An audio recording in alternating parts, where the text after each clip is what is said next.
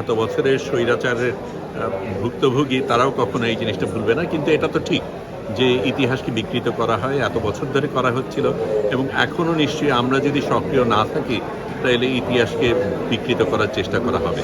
সেই কারণে এরকম প্রদর্শনী অত্যন্ত গুরুত্বপূর্ণ এবং এই প্রামাণ্য দলিলগুলি আমরা ব্যবহার করে যারা এর জন্য দায়ী তাদেরকে বিচারে আনা হবে, সেটাই আশা করি। আমরা দেখেছি যে এই স্বৈরাচার পতনের জন্য আপনি কিন্তু ফ্রন্টলাইনে আন্দোলনে ছিলেন, সেই বিভিন্ন ধরনের প্রেস ক্লাব থেকে শুরু করে একবার 1-2 তারিখেও আপনারা আন্দোলন করেছেন।